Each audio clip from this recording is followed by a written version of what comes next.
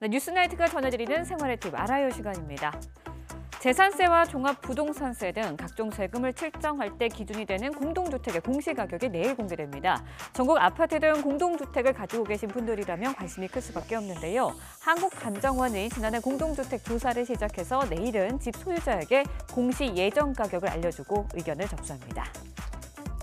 네, 운전을 하다 보면 도로 표지판 글씨가 잘 안 보여서 당황하신 적 있으시죠? 글자 크기가 작아 잘 안 보일 때도 있어서 사고를 유발하기도 하는데요. 이런 불편함을 막기 위해서 정부가 도로 표지판을 수정하기로 했습니다. 글자 크기를 2cm 키우고요. 들쭉날쭉한 영어 표지판의 경우에도 기준을 마련해서 혼동을 없애기로 했습니다.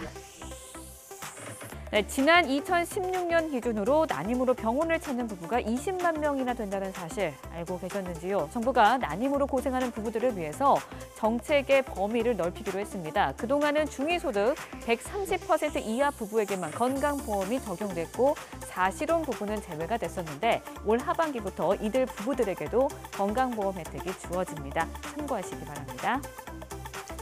네, 최근 택시 카풀 사회적 대타협 기구가 출퇴근 시간에 한정해서 카풀을 허용하기로 하는 등 합의안을 내놨는데요. 이를 따르지 않는 시간 무제한 카풀 서비스가 등장하고 있는 것으로 나타났습니다.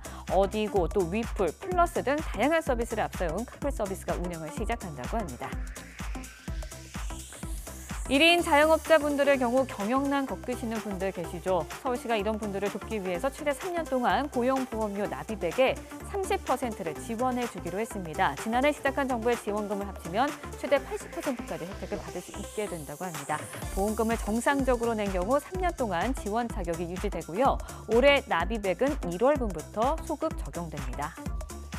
네, 충남 예산에 있는 예당호에 국내 최대의 출렁다리가 생겼습니다. 64m 높이 주탑에 폭 5m, 길이 402m로 국내에서 가장 길다고 하는데요. 초속 35m의 강풍과 진도 7의 강진에도 견디로로 튼튼하게 지었습니다. 당분간은 오전 9시부터 밤 10시까지 무료로 개방이 됩니다. 주말에 가족들과 함께 나들이 계획 세워보시는 것도 좋을 것 같네요. 지금까지 알아요였습니다.